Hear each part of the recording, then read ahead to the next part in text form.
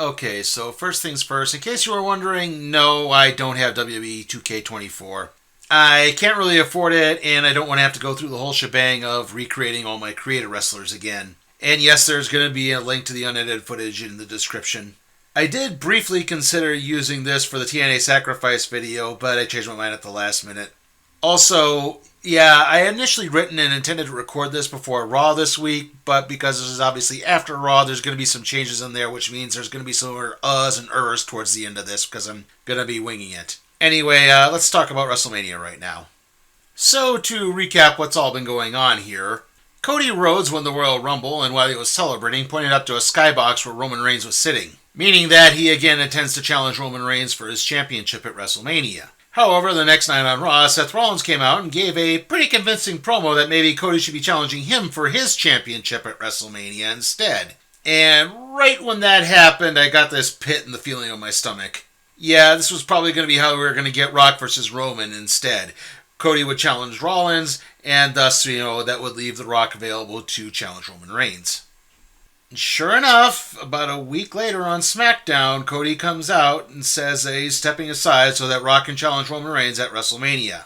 Social media goes completely apoplectic, and while that can be understandable in some circumstances, especially if you were hoping for a Cody-Roman rematch, or maybe you don't want to necessarily see The Rock back in WWE, yeah, I'm kind of talking a little bit about myself, you would be understandably upset.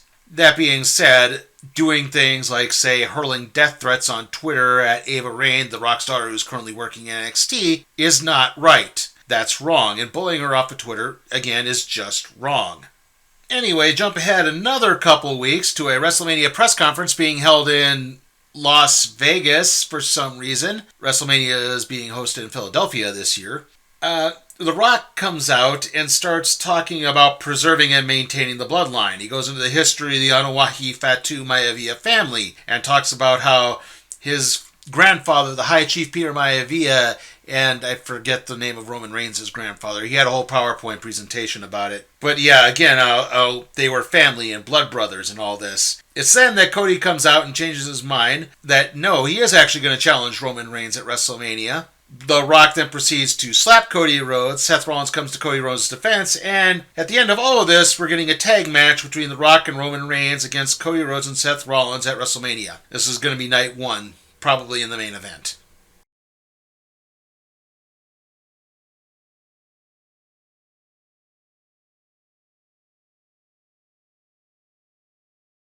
Okay, so obviously there's a whole lot to unpack here.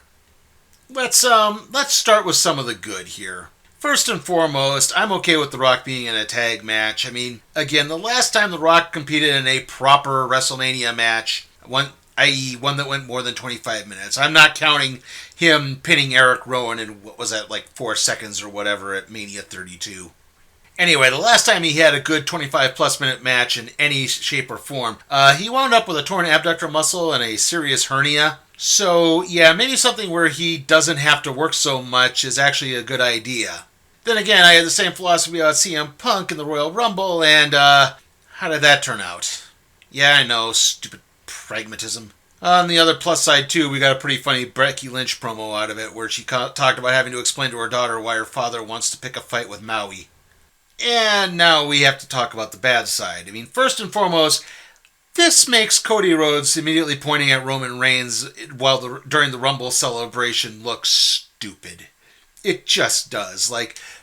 If he was, winging it or whatever and just having a natural reaction, okay, maybe I could defend it a little bit. But yeah, like I said, it still just looks kind of stupid to me. Likewise, it also makes Rollins challenging Cody Rhodes look kind of stupid.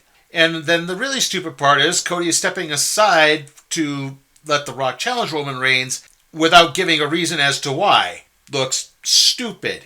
I'm sorry, this whole thing is starting to look stupid. Now, if you recall during Elimination Chamber when Rollins and Rhodes were on the Grayson Waller effect, Cody did start to explain things, but then suddenly got interrupted. And I think there's a perfectly built-in way you could have set this up. When you say, when you have the change to the tag match and everything. So all you have to have is Rhodes say, look, The Rock sold me a bill of goods. He said he was interested in taking down the bloodline. Then suddenly he comes out during this press conference and talks about preserving and maintaining it. No, he was supposed to take it down, not well, okay, leave it in tatters is what actually is supposed to happen, but you get what I mean there. Like, yeah, call The Rock out on his hypocrisy. And again, the last little bit of this is it's a completely overshadowing the Rollins-Drew McIntyre feud we're supposed to be getting for Rollins' championship right now. It makes holding the whole Elimination Chamber match, again, look kind of stupid if you can't, square away a contender for this, and then, the person who's defending the championship can't even bother to give him the time of day. Now, again, if McIntyre goes on to win, maybe this gives a bit more of an explanation for this, but yeah, again, it just kind of feels a little wrong, Basically what I'm saying here is that I think every WrestleMania match should be made to feel special, even ones you aren't necessarily excited about. And right now, because it looks like Seth Rollins is totally focused only on The Rock, and Roman Reigns to an extent, yeah, it's making this whole thing with Drew just feel kind of tertiary.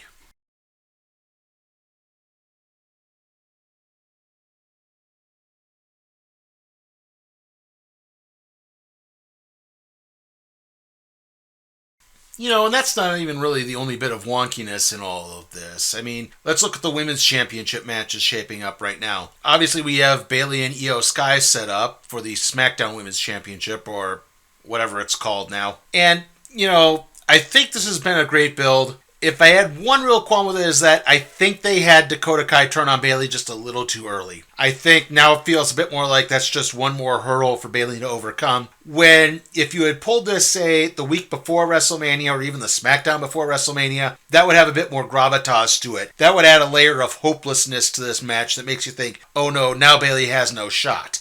Which means if Bayley were to win at WrestleMania, which, to be honest, I'm not entirely sure she will, but if Bayley were to win at WrestleMania, it would have a bigger feeling to it, is what I'm trying to say there. It would have a bit more of an impact to it. Moving over to the Raw side and Rhea Ripley versus Becky Lynch, anyone else notice that Nia Jax and Liv Morgan keep popping up and interfering in things? Like, Becky was facing Nia last week, then Liv Morgan interfered, then Becky beat Liv this week, then Nia Jax attacked them after the match, and also Rhea got into an argument with Liv Morgan, yeah. Sorry, I got a little confused there. Sorry. Anyway, Morgan and Ripley argued on the entrance ramp as well. So I can't help but think they're going to turn this into a four-way, which kind of makes Becky winning the Elimination Chamber match look kind of stupid again. I hate to constantly use the word stupid, but yeah, if you're going to have it be a four-way, just have it be a four-way. Why have Becky win a number one contendership and then not be the number one contender? You get the point there, I hope. Again, just kind of a weird redundancy happening there. Okay, so moving on to other matches. Last night on Raw, they held a gauntlet match to decide the number one contendership for the Intercontinental Championship. This was ultimately won by Sami Zayn. However, it seemed like they were really pushing Chad Gable to be the one to wind up facing Walter at WrestleMania. And again, I don't say Gunter, I say Walter. Anyway, like I said, they were pushing Chad Gable as this, and again, if you were going to push Chad Gable, then why not have Gable win it? That being said, I'm kind of okay with Zayn being in this position, as I'm not just a huge fan of the tag team guy going after a singles championship. This rarely seems to work out well. I mean, usually it's just done as a means to break up a tag team pointlessly. I mean, I'm looking at you, Money in the Bank winner Otis. You remember that? When he won the briefcase and he could have cashed in and won the tag team championships, and instead his partner turned on him and he lost his briefcase? Yeah, again, these are the kind of things that happen in these scenarios. So, yeah, like I said, I'm okay with Sami Zayn in this scenario. I wouldn't be surprised though they maybe make it a triple threat. Then again, they are also doing a 6-team ladder match for the tag team championships at WrestleMania. And, maybe you could get Alpha Academy in there. Like, I know Alpha Academy could be one of the teams in there, but you could have, like, Tozawa get hurt and Gable substitute himself in, and then he could get his Mania moment that way. I mean, that's something I would probably be more for than, again, a Gable. I'm trying to phrase this the right way without sounding stupid, but it's just one of those things, like, I associate Chad Gable so much with the tag team ranks that breaking him off in a singles role just doesn't seem right. I mean, when I think of Chad Gable singles star, I think of Shorty G. That's kind of the problem. So, yeah, like I said, I don't know where exactly they're going to be going with that. Also, we're finally going to get Jimmy and Jey Uso against each other. They seem to have finally made that official. Now, on the side with Logan Paul versus Randy Orton versus Kevin Owens, I'm not entirely sure what they're going to be doing there. My best guess right now is that it's going to be a tag match with KSI joining with Logan Paul. I mean, I don't think the U.S. title is going to be defended. It doesn't need to be defended at Mania, but I do have to wonder exactly how long this Logan Paul with a championship is going to last, just in case of fan interest or anything of that nature. As for Prime Energy Drink being the sponsor of the WWE ring, I'm okay with it. Look, it's kind of the world we live in. You look at most major boxing and MMA promotions, like, say, WWE corporate partner UFC. Yeah, they have ads all over their rings. It's not that intrusive. I mean, I guess it's intrusive in the sense that it's the only ad in the ring, but still, like, it's kind of the way of the world right now. The mat may be only sacred to Walter and Imperium. That being said, if Walter, say, loses the Intercontinental Championship at Mania and then comes and challenges Logan Paul on SmackDown, I wouldn't be opposed to that. Anyway, that should be wrapping things up for now. So yeah, the next video is going to be the WrestleMania predictions video, and then of course WrestleMania is on April 6th and 7th. It's a 2-night event. I'll be covering both nights in one video as I usually do.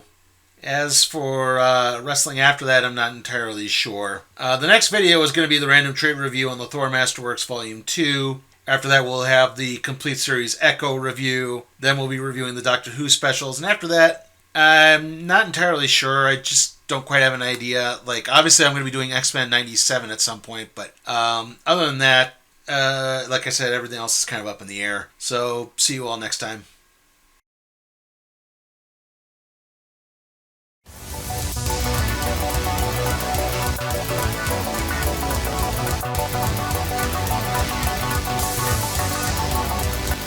Hey guys, remember you can help me maintain and possibly even expand my professional wrestling covers by supporting me on Patreon at patreon.com/sleepytimeforcamp productions.